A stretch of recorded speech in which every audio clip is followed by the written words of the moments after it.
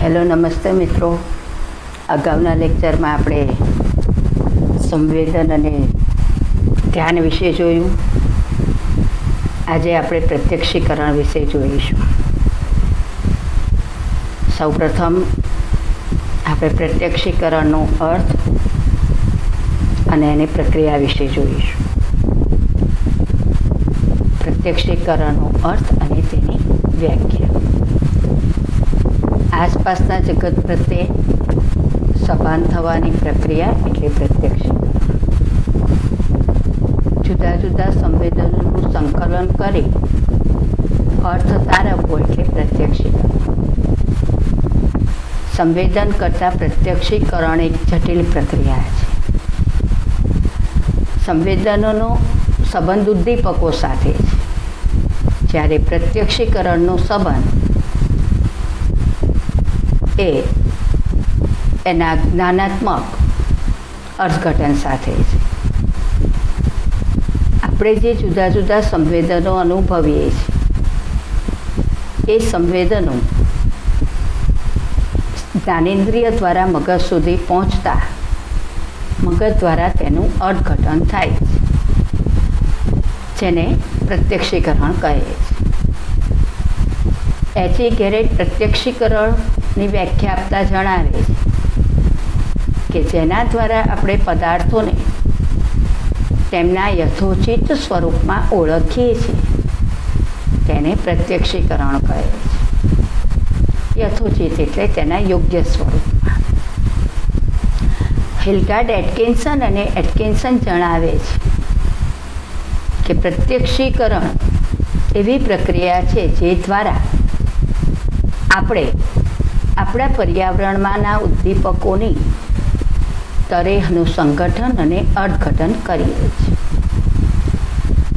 Collins અને ડ્રેવર જણાવે છે કે સંવેદનો દ્વારા જ્ઞાનેન્દ્રિયો ઉપર અસર કરતા કોઈ પણ પદાર્થ કે પરિસ્થિતિનું તત્કાલિક જ્ઞાન એટલે પ્રત્યક્ષીકરણ.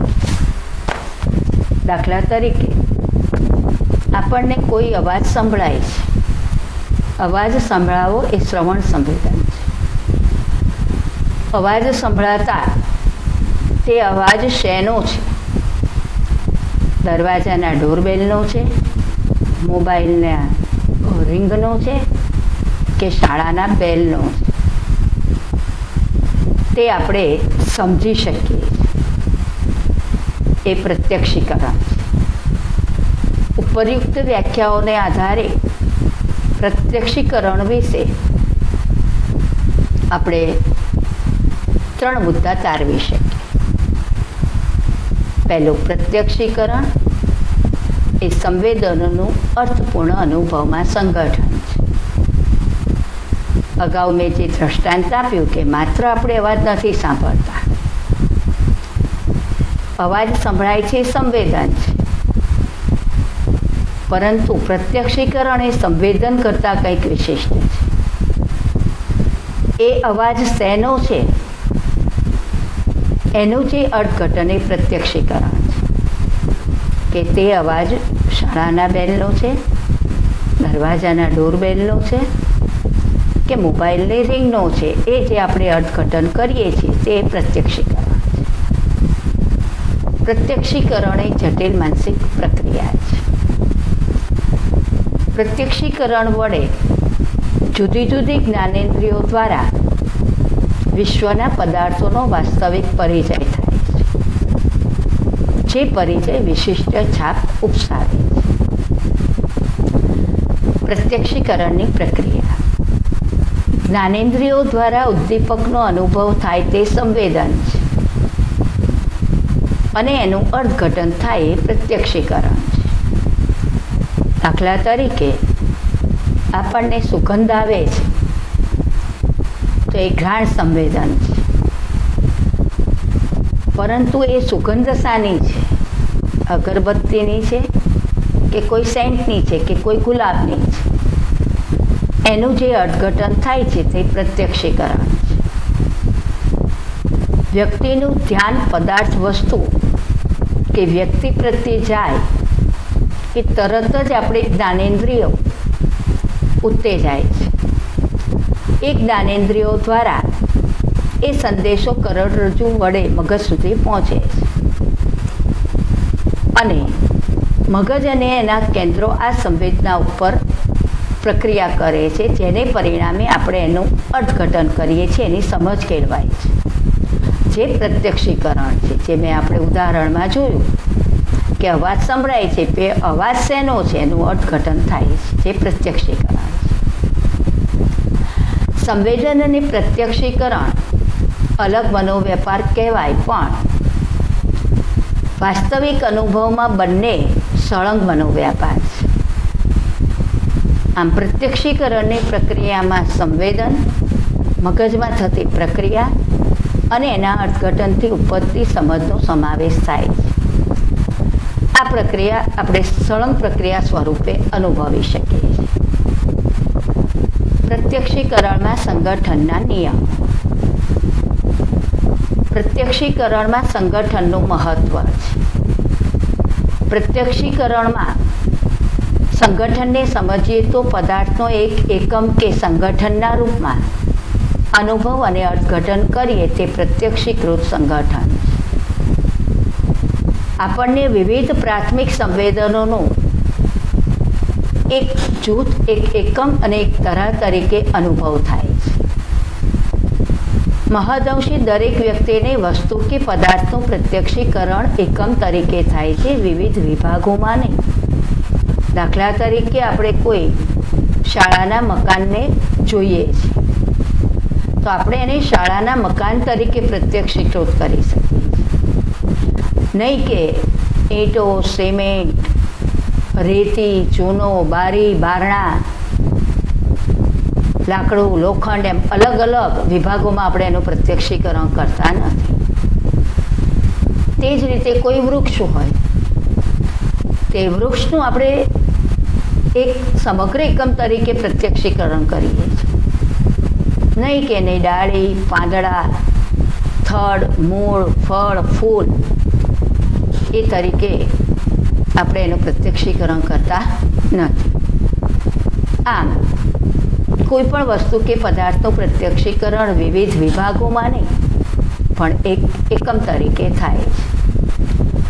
ભૌતિક પદાર્થોની ગોઠવણીના સંકેતો અથવા નિયમો તેમજ વ્યક્તિના અનુભવોને વલણને લીધે પણ સંગઠન થાય છે. પ્રત્યક્ષીકરણ એ સંવેદનનો સરવાળો માત્ર નથી, એના કરતાં કંઈક વિશેષ છે. પ્રત્યક્ષીકરણમાં થતા આવા સામૂહિકરણમાં કેટલાક પરિબળો મદદરૂપ થાય છે, જેને પ્રત્યક્ષીકરણમાં સંગઠનના નિયમો કહે છે. જર્મન સમષ્ટિવાદી મનોવૈજ્ઞાનિકો કોહલર, કોફકા અને વર્થીમેર જણાવે છે કે માનવીના મગજમાં સંપૂર્ણ સંગઠિત પ્રત્યક્ષીકરણ કરવાની શક્તિ રહેલી છે. મિત્રો, આપણા મગજનું વલણ જ એવું છે કે કોઈ પણ પદાર્થ કે વસ્તુને એક સમગ્ર રીતે જોવાનો પ્રયત્ન કરે છે. જર્મન સમષ્ટિવાદી મનોવૈજ્ઞાનિકો કોહલર, કોફકા અને વર્થીમેર છે.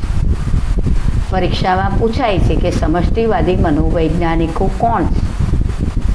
તો જર્મનના સમષ્ટિવાદી મનોવૈજ્ઞાનિકો કોહલર, કોફકા અને વર્થીમેર છે. આ સમષ્ટિવાદી મનોવૈજ્ઞાનિકોએ પ્રત્યક્ષીકરણમાં સંગઠનના 4 નિયમો દર્શાવ્યા છે. એક સમાનતા, બીજું સમીપતા, 3 સમાવેશકતા અને 4 પૂરકતા. તો આપણે પ્રત્યેક નિયમને ઉદાહરણ સહિત, આકૃતિ સહિત જોઈશું. પહેલો મુદ્દો સમાનતા. અસમાન ઉદ્દીપકો કરતાં ભૌતિક રીતે સમાન હોય તેવા ઉદ્દીપકો પરસ્પર સંગઠિત થઈને ચોક્કસ જૂથ બનાવે છે. અસમાન ઉદ્દીપકો આવું નિશ્ચિત જૂથ બનાવી શકતા નથી. ઉદ્દીપકો વચ્ચેની સમાનતા ઉદ્દીપકોના કદ, આકાર, તીવ્રતા કે ગુણને લગતી પણ હોઈ શકે છે. દાખલા તરીકે 15મી ઓગસ્ટ, 26મી જાન્યુઆરી આવા રાષ્ટ્રીય તહેવારના દિવસે ઘણી સંસ્થાઓ કેસરી, સફેદ, લીલા રંગના ડ્રેસ પહેરાવી, વચ્ચે અશોક ચક્ર જેવા વાદળી ડ્રેસ પહેરાવી બાળકોની યોગ્ય રીતે ગોઠવણી કરી આકાર સંગઠન વડે આપણા દેશના તિરંગાના ચિત્રનો આકાર રજૂ કરે છે. આપણે એને સ્પષ્ટ રીતે પ્રત્યક્ષીકૃત કરી શકીએ છીએ, જે સમાનતાને કારણે છે. એ જ રીતે આપણે કોઈ કાર્યક્રમમાં ગયા હોઈએ જ્યાં આપણી સ્કૂલના ઘણા વિદ્યાર્થીઓ હોય, જે વિદ્યાર્થીઓ આપણી સ્કૂલના યુનિફોર્મમાં હોય, તો આપણી સ્કૂલના યુનિફોર્મમાં ગોઠવાયેલા વિદ્યાર્થીઓ એ એક એકમ તરીકે પ્રત્યક્ષીકૃત થાય છે. બાજુની આકૃતિમાં આપણે જોઈએ તો અહીંયા ચોકડી અને મીંડાના ઊભા સ્તંભ દેખાય છે. આપણને ચોકડીની આડી હરોળો કે મીંડાની આડી હરોળો આપણે પ્રત્યક્ષીકૃત કરી શકતા નથી, કારણ કે અહીંયા સમાનતાને કારણે ચોકડી અને મીંડા એ રીતે ભૌતિક રીતે ગોઠવાયેલા છે કે જેથી આપણે ચોકડીના ઊભા સ્તંભ અને મીંડાના પણ ઊભા સ્તંભ પ્રત્યક્ષીકૃત કરી શકીએ છીએ. આ જ આકૃતિમાં આપણે ચોકડીની આમ આડી હરોળો હોય, અહીંયા 4 ચોકડી હોય, અહીં 4 મીંડા હોય, અહીં 4 ચોકડી હોય, અહીં 4 મીંડા, એ રીતે આપણે એની ગોઠવણી કરીએ તો આપણને ચોકડીની આડી હરોળો, મીંડાની આડી હરોળો પ્રત્યક્ષીકૃત થશે. ઊભા સ્તંભ પ્રત્યક્ષીકૃત થશે નહીં. આમ ભૌતિક રીતે સમાન હોય તેવા ઉદ્દીપકો પરસ્પર સંગઠિત થઈને એક આકાર ઉપસાવે છે. બીજું સમીપતા. સ્થળ અને કાળની દ્રષ્ટિએ પરસ્પર નજીક ગોઠવાયેલા ઉદ્દીપકો સંગઠિત થઈને ચોક્કસ આકાર ઉપસાવે છે, જેને એક એકમ સ્વરૂપે આપણે અર્થઘટિત કરીએ છીએ. અહીં આકૃતિ 1.9માં કુલ 8 રેખાઓ છે, પણ આ 8 રેખાઓ 2 રેખાઓની સમીપ ગોઠવાયેલી છે, જેથી અહીં આપણને 8 રેખાઓ પ્રત્યક્ષીકૃત થતી નથી, પણ 2 રેખાઓ સમીપ ગોઠવાયેલી છે એવી 2 રેખાઓના 4 જૂથ પ્રત્યક્ષીકૃત થાય છે. તે જ રીતે આકાશમાં 7 તારાઓ જ્યારે એકબીજાની સમીપ આવેલા હોય ત્યારે આપણે એને સપ્તર્ષિ તારા તરીકે પ્રત્યક્ષીકૃત કરીએ છીએ. આમ સ્થળ અને કાળની દ્રષ્ટિએ નજીક ગોઠવાયેલા ઉદ્દીપકો સંગઠિત થઈને એક આકાર રચે છે. સમાવેશકતા. અહીં આપણે આકૃતિ 1.10માં જોઈ શકીએ છીએ કે મીંડા અને સીધી રેખા બંને ઉદ્દીપકો અલગ અલગ છે, છતાં એ બંને પરસ્પર એવી રીતે ગોઠવાયેલા છે કે જે પરસ્પરમાં સમાઈ જાય છે, અને એને પરિણામે આપણે મીંડા અને સીધી રેખાને અલગ અલગ જોતા નથી, પણ એ બંને સાથે મળી અને આપણે ભાગાકારની સંજ્ઞા તરીકે પ્રત્યક્ષીકૃત કરીએ છીએ. તે જ રીતે બાજુની આકૃતિમાં એક ત્રાસી રેખા અને મીંડા એ રીતે ગોઠવાયેલા છે કે જેથી આપણે એને અલગ અલગ પ્રત્યક્ષીકૃત કરતા નથી, પરંતુ ટકાની સંજ્ઞા તરીકે પ્રત્યક્ષીકૃત કરીએ છીએ. આમ આ આકૃતિમાં મીંડા અને રેખાઓ પરસ્પર નજીક રહેલા ઉદ્દીપકો અલગ અલગ હોવા છતાં પરસ્પરમાં સમાવેશકતા પામતા હોવાથી એને આપણે ભાગાકાર અને ટકાની સંજ્ઞા તરીકે પ્રત્યક્ષીકૃત કરીએ છીએ. પૂરકતા. કેટલાક ઉદ્દીપકો વચ્ચે પરસ્પર અપૂર્ણતા કે ખાલી જગ્યા હોવા છતાં આકૃતિને પૂર્ણ બંધાયેલી કે અર્થપૂર્ણ સ્વરૂપમાં જોવાનું આપણું માનસિક વલણ આપણને ચોક્કસ આકારનું અર્થઘટન કરાવે છે. આ 1.11 આકૃતિમાં સીધો ત્રિકોણ હકીકતમાં અસ્તિત્વ ધરાવતો નથી, છતાં આ ત્રિકોણની આ જે ઘાટા રંગની 3 પરિરેખાઓ છે એ રીતે ગોઠવાયેલી છે કે સીધો ત્રિકોણ દોરેલો ન હોવા છતાં આપણે સીધા ત્રિકોણને પ્રત્યક્ષીકૃત કરી શકીએ છીએ. મિત્રો, લગ્નની કંકોત્રીમાં પણ આપણે આ બાબત જોઈ શકીએ છીએ કે જ્યારે લગ્નની કંકોત્રીમાં ગણપતિ દોરેલા હોય છે ત્યારે એ સંપૂર્ણ ગણપતિ દોરેલા હોતા નથી. તૂટક રેખાઓ દ્વારા ગણપતિની સૂંઢ, એમના કાન એ રીતે દર્શાવેલું હોય છે. છતાં એ આકૃતિ વચ્ચે ગેપ હોવા છતાં, ખાલી જગ્યા હોવા છતાં, અપૂર્ણતા હોવા છતાં આપણે એ ગણપતિને પ્રત્યક્ષીકૃત કરી શકીએ છીએ. મિત્રો, એ જ રીતે ગાંધીજીના ચિત્રમાં ગાંધીજીને પણ આવી રેખાકૃતિ દ્વારા જ્યારે દર્શાવેલા હોય ત્યારે એમના ચશ્મા, લાકડી, એને આધારે વચ્ચે અપૂર્ણતા હોવા છતાં આપણે ગાંધીજીને ગાંધીજી તરીકે પ્રત્યક્ષીકૃત કરીએ છીએ. તે જ રીતે કેટલીક વખતે પ્રાણીઓના ચિત્રને પણ આવી રેખાકૃતિ દ્વારા દર્શાવવામાં આવે છે, જેમાં સંપૂર્ણ પ્રાણીનો આકાર હોતો નથી, છતાં આપણે એને સંપૂર્ણ આકૃતિ તરીકે પ્રત્યક્ષીકૃત કરીએ છીએ. મિત્રો, જ્યારે પ્રત્યક્ષીકરણમાં સંગઠનના નિયમો પૂછાય ત્યારે એ નિયમો કોણે રજૂ કર્યા છે? સમષ્ટિવાદી મનોવૈજ્ઞાનિકો કોપકા, કોલર અને વર્ધીમેયરે, જે જર્મન સમષ્ટિવાદી મનોવૈજ્ઞાનિકો છે. અને કયા કયા નિયમો છે એની આકૃતિ અને ઉદાહરણ સહિત સમજૂતી આપવી. એ પછીનો મુદ્દો છે ઊંડાઈ અને અંતરના પ્રત્યક્ષીકરણમાં ભાગ ભજવતા પ્રત્યક્ષીકૃત સંકેત. તો મિત્ર, આપણું જગત એ ત્રિપરિમાણાત્મક છે. લંબાઈ, પહોળાઈ અને ઊંડાઈ કે અંતર. આપણે આ ત્રણેય પરિમાણોનું પ્રત્યક્ષીકરણ કરી શકીએ છીએ. પ્રત્યક્ષીકરણ એક જ્ઞાનાત્મક અનુભવ છે. પ્રત્યક્ષીકરણ એ સંવેદન સાથે સંગઠિત થઈ અને જ્ઞાનાત્મક અનુભવ આપે છે. બે બાબતો પ્રત્યક્ષીકૃત સંગઠનમાં વધારો કરે છે. એક ઊંડાઈ અને અંતર. આસપાસના જગતમાં ભૌતિક પદાર્થના ઊંડાણ અને અંતરની પણ અર્થઘટનમાં અસરો જોવા મળે છે. પ્રત્યક્ષીકરણમાં અસરો જોવા મળે છે. લંબાઈ, પહોળાઈની જેમ ઊંડાઈ અને અંતર અંગેની સ્પષ્ટ સમજ મેળવવી એ પણ એક જટિલ માનસિક પ્રક્રિયા છે. તો ઊંડાઈ અને અંતરના પ્રત્યક્ષીકરણમાં ભાગ ભજવતા સંકેતો મુખ્યત્વે 3 છે. અનેત્રીય સંકેત, એકનેત્રીય સંકેત અને દ્વિનેત્રીય સંકેત. અનેત્રીય સંકેત.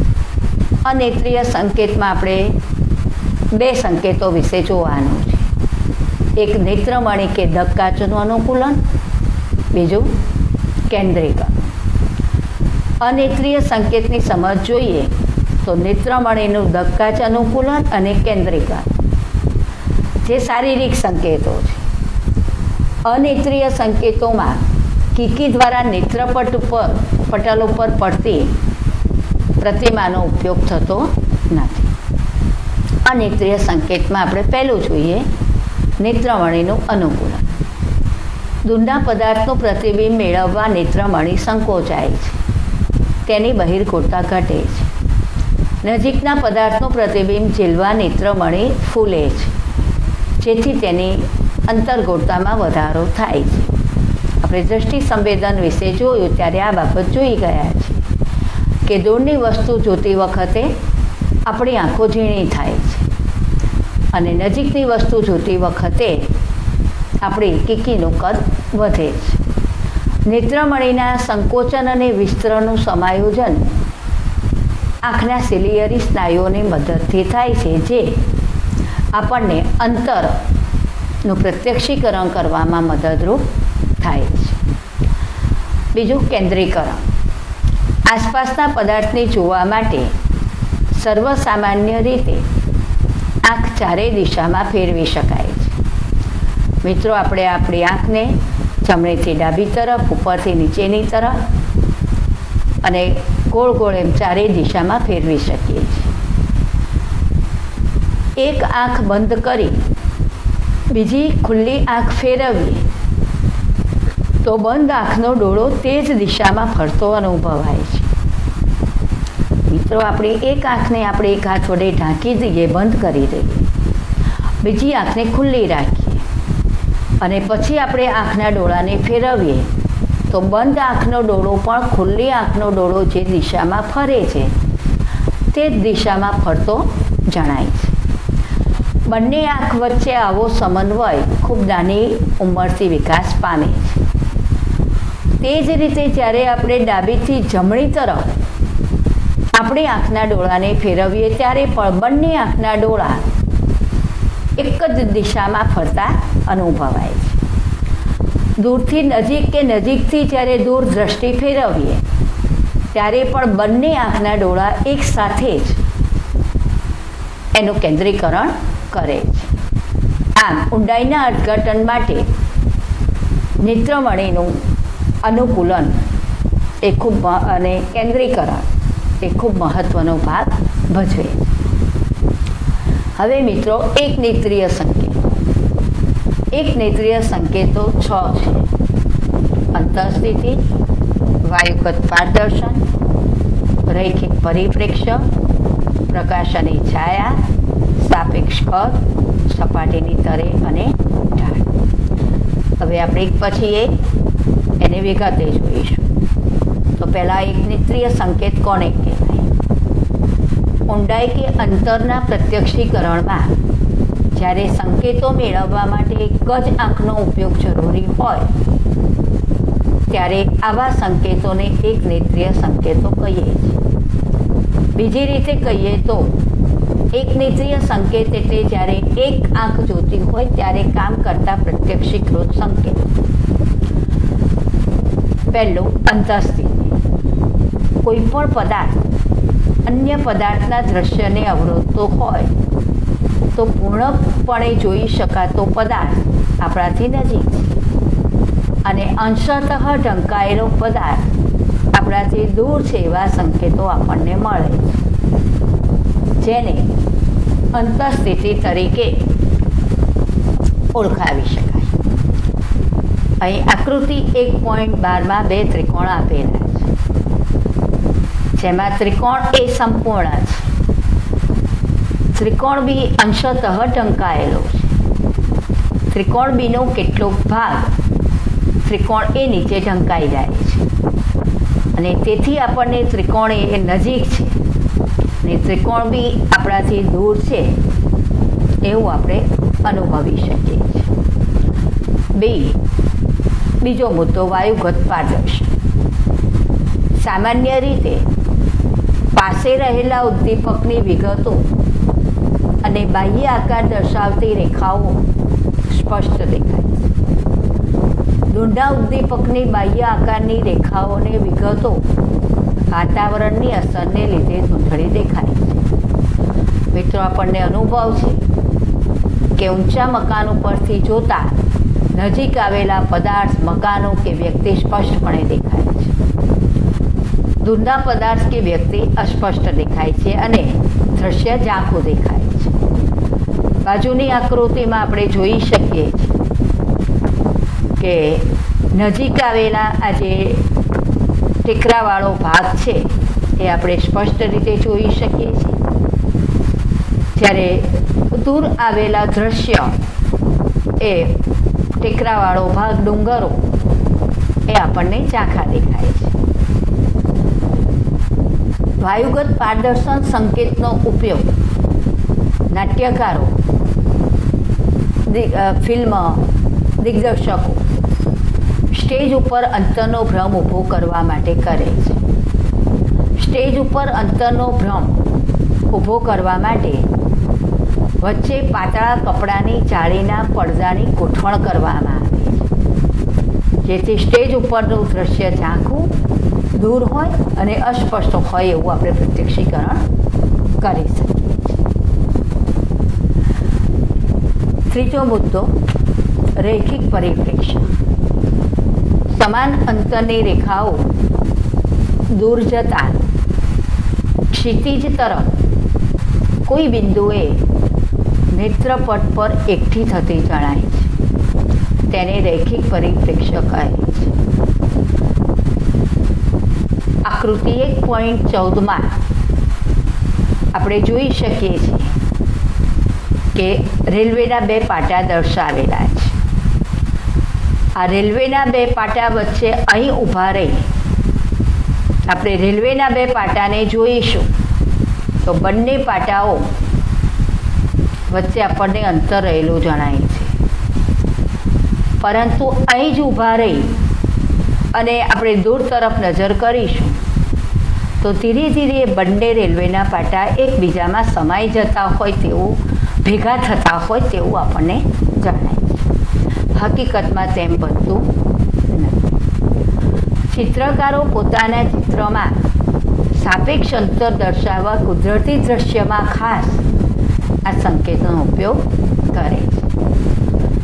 આપણને ક્ષિતિજનો પણ અનુભવ છે કે આપણે ઊભા હોઈએ જગ્યાએથી દૂર અંતર નજર કરીએ તો આપણને પૃથ્વી અને આકાશ એકબીજાને અડી જતા હોય એવું જણાય છે.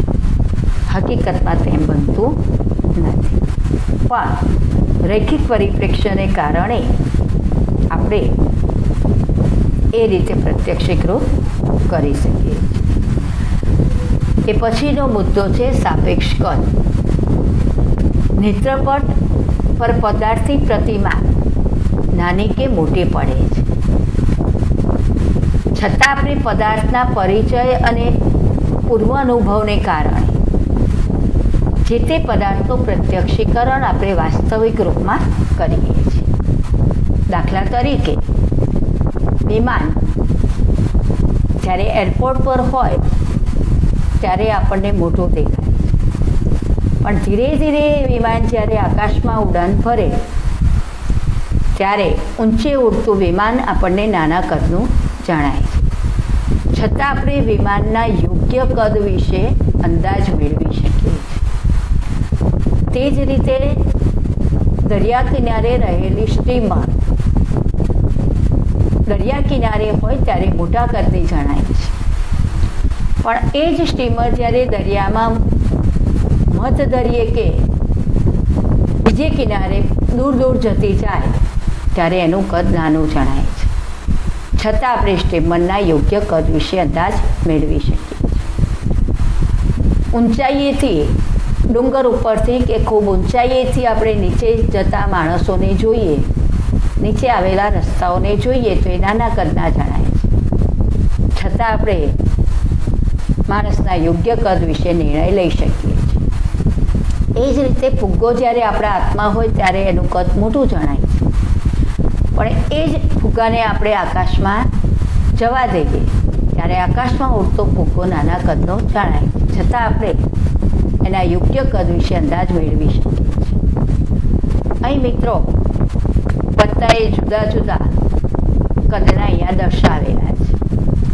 પત્તાનું કદ સરખું છે પણ જુદા જુદા અંતરે દર્શાવેલા હોવાથી આપણને આ જે ચિત્ર છે એ આપણાથી નજીક છે અને આ નાના કદનું જે પત્તું છે આપણાથી દૂર છે એવો અનુભવ થાય છે. આમ પદાર્થ આપણાથી જેમ દૂર જતો જાય એમ એના કદમાં ક્રમિક પરિવર્તન આવે છે, તે નાના કદનો દેખાય છે. અને જેમ પદાર્થ નજીક આવતો જાય એમ પદાર્થની પ્રતિમા નેત્રપટ ઉપર મોટી પડે છે, તેથી પદાર્થ મોટો જણાય છે, એનું કદ મોટું જણાય છે. અને દૂરના પદાર્થોની પ્રતિમા નેત્રપટ ઉપર નાની પડે છે, એને પરિણામે દૂરના પદાર્થોનું કદ નાનું જણાય છે. છતાં પૂર્વ અનુભવની પરિચિતતાને કારણે આપણે જે તે પદાર્થના યોગ્ય કદ વિશે નિર્ણય લઈ શકીએ. એ પછીનો મુદ્દો સપાટીની તરે અને ઢાળ. ઢાળ એટલે સપાટીમાં આવતું ધીમું પરિવર્તન. સપાટીમાં આવતો ચઢાવ કે ઉતાર દૂરના સંકેતો પૂરા પાડે છે. સપાટીની જેમ આપણે નજીક હોઈએ તેમ સપાટી પરના ખાડા ટેકરા આપણે સ્પષ્ટ રીતે જોઈ શકીએ છીએ. જેમ અંતર વધે તેમ સપાટી વધુ એક સરખી અને સપાટ અને લીસી લાગે છે. ગુજરાતીમાં કહેવત છે કે દૂરથી ડુંગરા રળિયામણા. ડુંગરને આપણે દૂરથી જોઈએ તેની સપાટી એકદમ સપાટ, સરખી અને લીસી લાગે છે.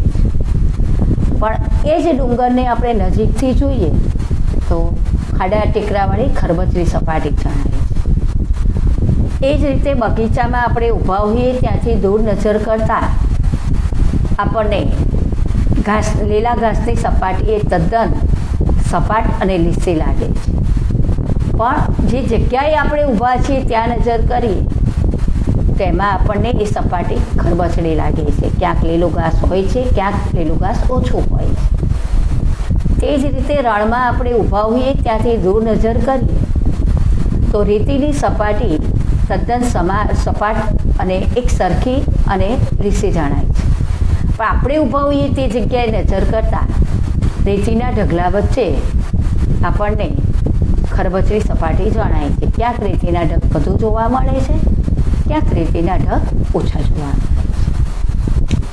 તો મિત્રો, આપણે અંતર કે ઊંડાઈના પ્રત્યક્ષીકરણમાં ભાગ ભજવતા એક નેત્રીય સંકેતો વિશે જોયું, જેમાં અંતરસ્થિતિ, વાયુગત પારદર્શન, રેખિક પરિપ્રેક્ષ્ય, પ્રકાશ અને છાયા, સપાટીની તરે અને ઢાળ અને સાપેક્ષ કદ. હવે ત્રીજું દ્વિનેત્રીય સંકેત. દ્રષ્ટિ સંવેદનમાં કોઈ પણ વ્યક્તિ જ્યારે બે ઉદ્દીપકને બે આંખો વડે જુએ ત્યારે તેના બંને નેત્રપટ પર પદાર્થની બે થોડી થોડી જુદી પ્રતિમા એકસાથે ઉપસે છે. તેમ છતાં વ્યક્તિને એક જ પદાર્થનું પ્રત્યક્ષીકરણ થાય છે. ટૂંકમાં કહીએ તો જ્યારે આપણે કોઈ પણ પદાર્થને જોઈએ છીએ ત્યારે તે પદાર્થની આપણા બંને નેત્રપટ ઉપર પદાર્થની પ્રતિમા સહેજ અલગ અલગ રચાય છે, છતાં આપણે એનું એક જ પદાર્થ તરીકે પ્રત્યક્ષીકરણ કરીએ છીએ. આ પ્રત્યક્ષીકરણની સ્થિતિને દ્વિનેત્રીય સંકેત તરીકે ઓળખવામાં આવે છે. જ્યારે અંતર કે ઊંડાઈના પ્રત્યક્ષીકરણના સંકેતો મેળવવામાં બંને આંખો ઉપયોગી હોય, બંને આંખો જોતી હોય, કામ કરતી હોય ત્યારે એને દ્વિનેત્રીય સંકેત તરીકે ઓળખવામાં આવે છે. દ્વિનેત્રીય સંકેતો બે છે: બેવડી પ્રતિમા અને દ્વિનેત્રીય વિષમતા. પહેલું, બેવડી પ્રતિમા. જ્યારે પાસેની કોઈ વસ્તુ ઉપર દ્રષ્ટિને એકાગ્ર કરી એની પાછળની બીજી વસ્તુ કે પદાર્થને જોવાનો પ્રયત્ન કરીએ તો પાછળના દૂરના પદાર્થની બે પ્રતિમા દેખાય છે. ટેલિવિઝનમાં પણ આપણને ઘણી વખતે ડબલ અક્ષરો દેખાતા હોય એવું જણાય છે. હકીકતમાં વ્યક્તિને બે પ્રતિમાનો સ્પષ્ટ અનુભવ થતો નથી. આ આભાસ પદાર્થના સાપેક્ષ અંતરને ઓળખવામાં મદદરૂપ થાય છે. દ્વિનેત્રીય વિષમતા, જેને નેત્રપટીય વિષમતા પણ કહે છે. દ્રષ્ટિ સંવેદનમાં કોઈ પણ પદાર્થ કે ઉદ્દીપકને નજીકથી જોઈએ ત્યારે બે આંખના નેત્રપટ ઉપર પડતું જે તે ઉદ્દીપકનું દ્રશ્ય તદ્દન સમાન હોતું નથી. મિત્રો, બંને આંખ પર નેત્રપટમાં આવેલા પિત્તબિંદુઓના સ્થાન વચ્ચે તફાવત હોવાથી બંને આંખોમાં રચાતા પ્રતિમાએ અલગ અલગ હોય છે, એના વચ્ચે ભિન્નતા હોય છે. તેનું મૂળ કારણ એ આપણી બંને આંખો વચ્ચે રહેલું અંતર છે.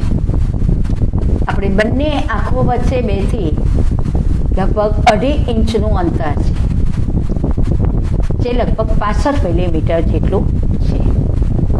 અને એને કારણે બંને આંખોમાં રચાતા પદાર્થની પ્રતિમા એક સરખી હોતી નથી, થોડે ઘણે અંશે અલગ અલગ હોય છે. ડાબી આંખને ડાબા દ્રષ્ટિ ક્ષેત્રનો વિસ્તાર વધારે દેખાય છે. એ જ રીતે જમણી આંખને જમણા દ્રષ્ટિ ક્ષેત્રનો વિસ્તાર એ વધારે દેખાય છે. તેનું મૂળ કારણ બંને આંખોના નેત્રપટમાં આવેલા પિત્તબિંદુઓના સ્થાન વચ્ચે પણ તફાવત હોય છે, જેને લીધે ડાબી આંખની દ્રષ્ટિ ક્ષેત્રમાં રહેલ પદાર્થનો ડાબો વિસ્તાર થોડો વધારે દેખાય છે, જમણી આંખને પદાર્થનો જમણો વિસ્તાર થોડો વધારે દેખાય છે, જેને દ્વિનેત્રીય વિષમતા અથવા નેત્રપટીય વિષમતા કહે છે. વિષમતા એટલે વિરોધાભાસ. બંને આંખોના નેત્રપટ પર પડતી પ્રતિમામાં વિષમતા હોવા છતાં બંને આંખોની પ્રતિમા પરસ્પર ભળી જાય છે અને આપણને બે વસ્તુઓ અલગ અલગ દેખાતી નથી કે ડાબી આંખે અલગ વસ્તુ દેખાય, જમણી આંખે અલગ વસ્તુ દેખાય, પરંતુ આપણે એક જ પદાર્થ, વ્યક્તિ કે વસ્તુનું પ્રત્યક્ષીકરણ કરી શકીએ છીએ. આમ બાહ્ય જગતની માહિતી મેળવવા માટે સંવેદન, ધ્યાન અને પ્રત્યક્ષીકરણ એ મહત્વની શારીરિક અને માનસિક પ્રક્રિયા છે. તો મિત્રો, આપણે પ્રકરણ 1માં સંવેદન એટલે શું, સંવેદનના પ્રકારો, ધ્યાન એટલે શું, ધ્યાનનું સ્વરૂપ અને તેના લક્ષણો, ધ્યાનના વસ્તુલક્ષી અને વ્યક્તિલક્ષી નિર્ણાયકો, પ્રત્યક્ષીકરણ એટલે શું, પ્રત્યક્ષીકરણનો સંગઠનના નિયમો, ઊંડાઈ અને અંતરના પ્રત્યક્ષીકરણમાં ભાગ ભજવતા અનેત્રીય, એકનેત્રીય અને દ્વિનેત્રીય સંકેતો વિશે જોઈ ગયા. મિત્રો, હેતુલક્ષી માટે ખાસ ધ્યાન રાખજો કે પ્રત્યક્ષીકરણમાં ભાગ ભજવતા સંકેતો કેટલા પ્રકારના છે, કયા કયા, એ રીતે પ્રશ્ન પૂછાય. તો ઊંડાઈ કે અંતરના પ્રત્યક્ષીકરણમાં ભાગ ભજવતા સંકેતો 3 પ્રકારના: અનેત્રીય, એકનેત્રીય, દ્વિનેત્રીય. માત્ર અનેત્રીય સંકેત પૂછાય તો નેત્રમણી કે દગકાચનું અનુકૂલન, બેવડી પ્રતિમા. એકનેત્રીય સંકેત પૂછાય તો અંતરસ્થિતિ, વાયુગત પારદર્શન, રૈખિક પરિપ્રેક્ષ્ય, પ્રકાશ અને છાયા, સાપેક્ષ કદ, સપાટીની તરે અને ઢાળ. દ્વિનેત્રીય સંકેત પૂછાય તો બેવડી પ્રતિમા અને દ્વિનેત્રીય વિષમતા. હવે મિત્રો, આપણે વિકલ્પો તરફ નજર કરી લઈએ. યોગ્ય વિકલ્પ પસંદ કરીને ઉત્તર લખો. પહેલો વિકલ્પ, કયા વૈજ્ઞાનિકના મતે ધ્યાન એટલે પસંદગીયુક્ત ઉદ્દીપકો પર માનસિક કેન્દ્રીકરણ કરવું? જેમ્સ ટ્રીવર. મિત્રો, ઘણી વખતે જેમ્સ ટ્રીવરે આપેલી ધ્યાનની વ્યાખ્યા એ રીતે પણ પ્રશ્ન પૂછાય છે. ધ્યાનની જનની તરીકે કોને ઓળખવામાં આવે છે? રસ. 3, સંવેદન એટલે શું? સંવેદન એટલે ચેતનાત્મક અનુભવ. અને મિત્રો, પ્રત્યક્ષીકરણ એટલે જ્ઞાનાત્મક અનુભવ. 4, કયા મનોવૈજ્ઞાનિકે ગંધના 6 પ્રકાર આપ્યા છે? હેની. મિત્રો, 5, પૂરકતાનો નિયમ શેની સાથે સંકળાયેલો છે? અહીંયા મિત્રો ખાસ નોંધ લેજો, જૂનું જે પાઠ્યપુસ્તક છે એમાં એનો સાચો જવાબ આપેલો નથી, નવનીતમાં પણ એનો સાચો જવાબ આપેલો નથી. નવનીતને એનો જવાબ આપ્યો છે પ્રત્યક્ષીકૃત સાતત્ય, જે ખોટો છે. પૂરકતાનો નિયમ પ્રત્યક્ષીકરણમાં સંગઠન સાથે સંકળાયેલો છે. નવી આવૃત્તિમાં કદાચ પ્રત્યક્ષીકરણમાં સંગઠન એ વિકલ્પ આપેલો છે, એટલે જૂના પાઠ્યપુસ્તકમાં એ વિકલ્પ ન આપેલો હોય તો મિત્રો નોંધી લેવાનો. એનો સાચો વિકલ્પ જવાબ એ પ્રત્યક્ષીકરણમાં સંગઠન છે. 6, બાહ્ય જગતનું નિરીક્ષણ કેટલા ભાગોમાં વહેંચાય છે? 3, ધ્યાન, સંવેદન અને પ્રત્યક્ષીકરણ. 7, પ્રત્યક્ષીકરણમાં સંગઠનના નિયમ આપનાર મનોવૈજ્ઞાનિક કયા કયા છે? વર્થીમેયર, કોહલર અને કોફકા. અગાઉ પણ મેં નોંધ્યું છે અને તમારું ધ્યાન દોર્યું છે કે સમષ્ટિવાદી મનોવૈજ્ઞાનિકો કયા, એ રીતે પણ પ્રશ્ન પૂછાય તો વર્થીમેયર, કોફકા અને કોહલર. દ્રષ્ટિ સંવેદન માટે જવાબદાર કોષોના નામ: સળી કોષો અને શંકુ કોષો. 9, ત્વચા દ્વારા કેટલા પ્રકારના સંવેદનોનો અનુભવ થાય છે? 4. દ્વિનેત્રીય વિષમતા એટલે શું? બંને આંખોના નેત્રપટ ઉપર પડતી જુદી જુદી પ્રતિમા પડવી તે. મિત્રો, ખાસ ધ્યાન દોરવાનું કે જ્યારે ધ્યાનના વસ્તુલક્ષી અને વ્યક્તિલક્ષી નિર્ણાયકો પૂછાય ત્યારે ઘણી વખતે વિદ્યાર્થીઓની ગેરસમજ થાય છે અને પ્રશ્ન પૂછ્યો એના કરતાં જુદો પ્રશ્ન લખે છે. એટલે વસ્તુલક્ષી નિર્ણાયકો પૂછ્યા હોય તો ઉદ્દીપકની તીવ્રતાની જે છે એ લખવાના, વ્યક્તિલક્ષી પૂછ્યા હોય ત્યારે વ્યક્તિલક્ષી નિર્ણાયકો લખવાના. આ નિર્ણાયકોની ઉદાહરણ સહિત સમજૂતી આપવાની. પ્રત્યક્ષીકરણમાં સંગઠનના નિયમો પૂછાય ત્યારે એ સંગઠનના નિયમોની આકૃતિ અને ઉદાહરણ સહિત સમજાવવાના. એક નેત્રીય, દ્વિનેત્રીય કે અનેત્રીય સંકેતો પણ ઉદાહરણ સહિત સમજાવવાનો પ્રયત્ન કરવાનો. એક નેત્રીય સંકેતમાં 5 માર્ક્સમાં પૂછાય અને 5 મુદ્દા લખવાના કે તો 5 મુદ્દાને આપણે વિગતે દર્શાવવાના. પણ એક નેત્રીય સંકેતોના જેટલા પણ મુદ્દા હોય એ મુદ્દા પહેલાં દર્શાવવાના અને 5ની વિગતે સમજૂતી આપવાની. મિત્રો, ચેપ્ટર પહેલામાંથી એ વિભાગમાં 5 માર્ક્સનો એક પ્રશ્ન પૂછાય છે. ચેપ્ટર પહેલામાંથી કુલ 12 માર્ક્સના પ્રશ્નો પૂછાય છે. એટલે પહેલાંનો ગુણભાર 12 માર્ક્સનો છે. એમાં એક 5 માર્ક્સનો પ્રશ્ન પહેલાં ચેપ્ટરમાંથી અવશ્ય હોય છે. બીજું મિત્રો, બોર્ડના પરીક્ષાની તૈયારી માટે સ્વાધ્યાય પાછળ આપેલા જ પ્રશ્નોને મહત્ત્વ આપવું, એને જ તૈયાર કરવા.